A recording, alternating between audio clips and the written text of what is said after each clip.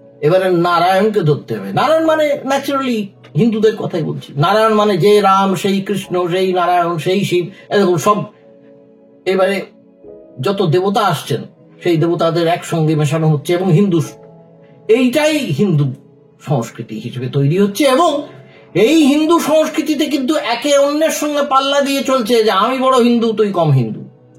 এবারে সবাই যুদ্ধং দেহি মেজারে লেগে পড়লো। আমি পশ্চিমবঙ্গের কথাই বলছি। লোকসভা নির্বাচন নিয়ে মনে হচ্ছে যেন পশ্চিমবঙ্গের জন্য একটা আলাদা যুদ্ধ তৈরি হচ্ছে, আর এই আলাদা যুদ্ধের দুপাশে আছে দুটো সৈন্য দল। না, আমি তৃণমূল সিপিএম বলতে চাইছি না, তৃণমূল বিজেপি বলতে চাইছি না, কংগ্রেস বিজেপি তৃণমূল কাউকে বলতে চাইছি না। আমি বলতে চাইছি হিন্দু বনাম বড় হিন্দু, কিংবা ছোট হিন্দু, কিংবা মেজ হিন্দু, সামগ্রিক ব্যাপারে একটা তুমুল কোলাহল চলছে। মূলত তার মধ্যে দুটি প্রতিপক্ষ, পাণ্ডব এবং কৌরব বলতে গেলে, সত্যি কথাই বলতে গেলে একদিকে তৃণমূল, একদিকে বিজেপি। এ বলে আমি বড় হিন্দু, ও বলে আমি বড় হিন্দু। আমরা ছোট থেকে যারা এই হিন্দু পরিবারের মানুষ, আমার কথা বাদ দিন, আমি না এই সমস্ত আচার বিচার হানা টানা সমস্ত ত্যাগ করেছি বহুদিন। আমাদের বাপ ঠাকুরদাকে দেখেছি, আরো পরিবারদের সবাইকে দেখেছি হিন্দু টিন্দু ছিল, কিন্তু কোনোদিন দেখিনি হিন্দুদের এইরকম সাংঘাতিক পরিস্থিতি হয়েছে যে তাদের সবাই মেরে ধরে তাড়িয়ে দিচ্ছে। কোনোদিন দেখলাম না, এই বৃদ্ধ বয়স পর্যন্ত দেখিনি। কিন্তু এখন শুনছি হঠাৎ নাকি সারা ভারতবর্ষে এবার হিন্দুরা সাংঘাতিক বিপদে আছে। বড় ব্যাপার শুরু হয়েছে, সেটা হচ্ছে কে বড় হিন্দু। একদিকে দেখুন, দিল্লি থেকে শুরু করুন, আপ, তারা একটা হনুমান চাল্লিশার হিন্দু। একদিকে আছে বিজেপি, তো আছেই বড় হিন্দু। শিবসেনা মহারাষ্ট্রে, তারাও হিন্দু।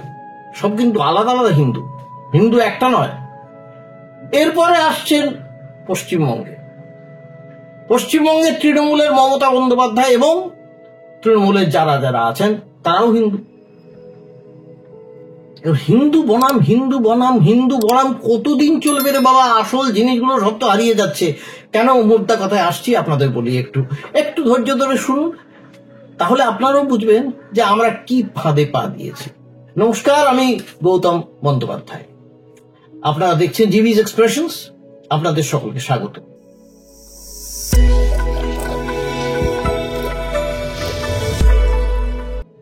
হাতে আমার আছে শ্রী গীতা। এই যে লোকসভা নির্বাচন আসতে শুরু করেছে, পশ্চিমবঙ্গে বিজেপি হু করে নেমে পড়লো। প্রথমে গীতা পাঠের আয়োজনে নেমে পড়লো বিজেপি, ভারতীয় জনতা পার্টি নামবেই, কারণ তারা হচ্ছে সবচেয়ে বড় হিন্দু। তাদের সব চেলা চামুন্টারা ত্রিশূল নিয়ে বাজারে নেমে পড়ে। তাদের হিন্দুদের একাধিক ভাগ আছে, কেউ কেউ আছেন শৈব, কেউ আছেন শাক্ত, অনেক রকম ব্যাপার আছে। তাছাড়া তো আছে এই ধরুন বজরং দল, তারপরে আছে বিশ্ব হিন্দু পরিষদ, তার সঙ্গে আছে RSS, সমস্ত আলাদা আলাদা। তাছাড়া তো আরো অনেক কিছু আছে। এবারে আমি লড়াইটাকে নিয়ে আসবো একেবারে পশ্চিমবঙ্গের কেন্দ্রবিন্দুতে। পশ্চিমবঙ্গের কেন্দ্রবিন্দুতে এই বিজেপি ভাবলো যে সারা ভারতে রাম মন্দির যে সূচনা, মানে রাম মন্দিরের দরজা খুলে দেওয়া উপলক্ষে, রামলালা প্রতিষ্ঠা উপলক্ষে সারা ভারতবর্ষে একটা হিন্দু ধর্মের যে ঢেউ বয়ে যাবে, হিন্দু ঝড় বয়ে যাবে, তাতে পশ্চিমবঙ্গ ভেসে যাবে। আর মুশকিল হলো পাশে আছেন মমতা বন্দ্যোপাধ্যায়। তিনি এবারে নেমে পড়েছেন একই কৃপাণ দিয়ে হিন্দুদের সঙ্গে লড়াইয়ে। তিনি পরিষ্কার জানিয়ে দিয়েছেন তিনি কি কম বড় হিন্দু নাকি? না, তার দপ্তরের নেতা অখিলগিরি তিনি বলছেন এই যে দীঘাতে জগন্নাথের মন্দির হচ্ছে, জগন্নাথ দেবের, সেখানে চণ্ডী পাঠ হবে, গীতা পাঠ নয়, চণ্ডী পাঠ। তাহলে বুঝে দেখুন, চণ্ডী পাঠের জন্য আলাদা হিন্দু, কিন্তু গীতা পাঠ আলাদা হিন্দু, চণ্ডী পাঠ আলাদা হিন্দু। কেন নাই সেখানে গীতা পাঠ হয় না? কেন হয় না আমরা জানি না। কোন শাস্ত্রে লেখা, কেন লেখা, কিভাবে লেখা, এইসব নৃসিংহ প্রসাদ ভাদুরী বলতে পারবেন, আমাদের দ্বারা হবে না এই সমস্ত। মোটমাট আলাদা হিন্দু, কিন্তু বড় হিন্দু তিনিও। সেই সঙ্গে পরের দিনই মমতা বন্দ্যোপাধ্যায় চলে গেলেন লোকনাথ ধামে, চাকলায়। তিনি গিয়ে ফিরিস্তি দিয়েছেন যে তিনি এই বাংলার ধর্মীয় হিন্দু তীর্থস্থানকে কোথায় নিয়ে গিয়েছেন। সমস্ত স্বাভাবিক বলতেই পারেন, কারণ তিনি তো করেছেন। এই দক্ষিণেশ্বরে স্কাইওয়াক, কালীঘাটের মন্দিরের সংস্কার, তারপরে তো দীঘা দেখতে পাচ্ছেন, তারপর লোকনাথ মন্দির, অনুকূল ঠাকুর যাদের বলা হয় তাদের, এই সমস্ত মন্দির টন্দির সংস্কার করে জমি দিয়ে সে যাকে বলা হয় প্রচুর কাজকর্ম করেছেন হিন্দুদের। তার এত হিন্দু প্রীতি হলো কারণ বিজেপির হিন্দু প্রীতির সঙ্গে লড়াই করতে হবে। কাজে এই বাজারে আর লক্ষ্মীর ভান্ডার চলবে না, এবারে নারায়ণকে ধরতে হবে। নারায়ণ ন্যাচারালি হিন্দুদের কথাই বলছি, নারায়ণ যে রাম, সেই কৃষ্ণ, সেই নারায়ণ, সেই শিব, এরকম সব। এবারে যত দেবতা আসছেন সেই দেবতাদের একসঙ্গে মেশানো হচ্ছে এবং এইটাই হিন্দু সংস্কৃতি হিসেবে তৈরি হচ্ছে। এবং এই হিন্দু সংস্কৃতিতে কিন্তু একে অন্যের সঙ্গে পাল্লা দিয়ে চলছে যে আমি বড় হিন্দু, তুই কম হিন্দু। খুব ভয় লাগে এটা দেখে। এখন আর হিন্দু মুসলমানে ভয় লাগে, এখন ভয় হচ্ছে হিন্দু বনাম হিন্দুতে। একটা গল্প বলি আপনাদের, সবাই অনেকে জানেন, তবুও বলি একবার। পাকিস্তানে যেমন যখন তৈরি হলো, মোহাম্মদ আলী জিন্না বেচারা সত্যি যাকে বলা হয় সেকুলার মাইন্ডেড লোক ছিলেন। তিনি খুব একটা ধর্ম মানতেন না। তিনি সুগারও খেতেন, মদও খেতেন, সিগারেটও খেতেন। তিনি বয়সে কম মেয়েকে বিয়ে করেছিলেন, তিনি মুসলিম ছিলেন না, এইসব আমরা জানি। অত্যন্ত সাকসেসফুল ব্যারিস্টার ছিলেন, অত্যন্ত শিক্ষিত লোক ছিলেন, অনেক কিছু ছিল। তিনি চলে যাওয়ার পর পাকিস্তান একেবারে হয়ে গেল ইসলামী রাষ্ট্র। এই ইসলাম যেদিন থেকে তুঙ্গে উঠলো, তখন সবাই বলতে লাগলো, তুই বড় মুসলমান না আমি বড় মুসলমান, তুমি বড় না আমি বড় মুসলমান, কে বড় মুসলমান হতে পারে। এই নিয়ে কি কাণ্ডটা হয়েছে বলতো। তার মাঝখানে সিংহভাগ সময় স্বাধীনতার পর থেকে দেশটা চলে গেল সেনাদের কবলে।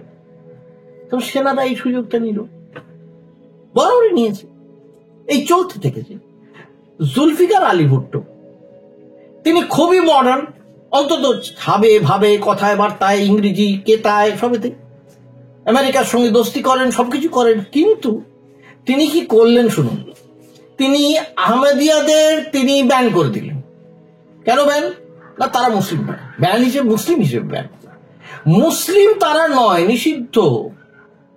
এই আহমেদিয়ারা ভারতবর্ষ থেকে গিয়েছিল পাকিস্তানকে নিজের রাষ্ট্র ভেবে, তাদের কচুকাটা করা হয়েছে পাকিস্তানে। মুসলিম কিন্তু মুসলিম নয়। আমাদের দেশে সেটা হবে না, কেউ বলতে পারে না। আসলে ব্যাপারটা হচ্ছে অন্যত্র। ব্যাপারটা ধর্ম তো নয়, ব্যাপারটা হচ্ছে রাজনীতি। আর রাজনীতিও নয়, ব্যাপারটা হচ্ছে ক্ষমতা। ক্ষমতা যেন তেন প্রকারেণ ক্ষমতায় লড়াই। আমি আজ যেটা বলবো কাল সেটা নাও বলতে পারি। আমি আজ যেটা বলছি সেটা মনে ভাবছি না। আমি জানি এই সারা ভারতবর্ষের অধিকাংশ মানুষের মধ্যে এই যত মানুষ দরিদ্র নিপীড়িত যত সমস্ত আছেন, তারা সবাই বাবার থানে গিয়ে হত্যে দেন যে তাদের যাতে কিছু হয়। এই তাদের যদি উস্কে দেওয়া যায় আবেগটা, হিন্দুত্বের আবেগ, কেল্লাফতে ঠিক এইটাই চলছে। আর করতে করতে গিয়ে এমন অবস্থা দাঁড়াচ্ছে, সবাইকে হিন্দুত্বের মধ্যে নিয়ে আসতে গিয়ে বিপদ হয়ে যাচ্ছে। কখনো বাবা সাহেব আম্বেদকর, তাকেও হিন্দু, বুদ্ধ তাকেও হিন্দু, জৈন তাকেও হিন্দু। এই যে মধ্যপ্রদেশে যিনি মুখ্যমন্ত্রী হয়েছেন ডক্টর মোহন যাদব, তিনি মুখ্যমন্ত্রীত্বের শপথ দেওয়ার পরেই তিনি কি করেছেন, তার চেম্বারে জওয়াহরলাল নেহরুর ছবি সরিয়ে বাবা সাহেব আম্বেদকরের ছবি লাগিয়েছেন। আচ্ছা, বাবা সাহেব আম্বেদকরের সঙ্গে হিন্দুত্বের কোনো সম্পর্ক থাকে? যে বাবা সাহেব আম্বেদকর হিন্দুত্ব ছেড়ে বৌদ্ধ ধর্ম নিয়েছিলেন, যে বাবা সাহেব আম্বেদকর বলেছিলেন যে আমি মনে করি মুসলিমরা বেশি নিষ্ঠুর হতে পারে কিন্তু হিন্দুরা বেশি নীচ, আর আমি নীচতাকে নিষ্ঠুরতার চেয়েও খারাপ বলে মনে করি, এই কথা বলেছে। সেই বাবা সাহেব আম্বেদকরের ছবি পেছনে লাগিয়েছে। কারণ দলিত, আদিবাসী সব এখন হিন্দুত্বের মধ্যে ঢুকে পড়েছে। অতএব ভোটটা চাই গণতান্ত্রিক মতে কোন রকমের ক্ষমতায় এসে একনায়কতন্ত্র আমি চালু করব, এটাই কিন্তু চলছে সারা ভারতবর্ষে চলছে। এটা কিন্তু শুধুমাত্র বিজেপিকে দোষ দিয়ে হবে না, সমস্ত রাজ্যেই কিন্তু এইটা আমি দেখতে পাচ্ছি। আপনারা লক্ষ্য করবেন, আস্তে আস্তে এইটাই হবে। এবং এটা হওয়ার পরে বিজেপির এই যে খেলাটা, হিন্দু হিন্দু খেলাটাও কিন্তু আস্তে আস্তে মার খেয়ে যাবে, চলবে না। ঠিক যেটা পাকিস্তানে হয়েছে, যেটা আফগানিস্তানে হয়েছে, ভারতের ক্ষেত্রে সেই ভয়টা আসছে। এই ভয়টা খুব মারাত্মক, কারণ কে বড় হিন্দু তাই নিয়ে লড়াই হবে, হিন্দু মুসলিমের লড়াই হবে না খুব একটা মনে হচ্ছে আগামী দিনে। ভালো থাকবেন আপনারা, আমার সঙ্গে থাকুন, এবং আমার চ্যানেল যদি দেখেন সাবস্ক্রাইব করতে ভুলবেন না, এটাই আমার অনুরোধ। নমস্কার।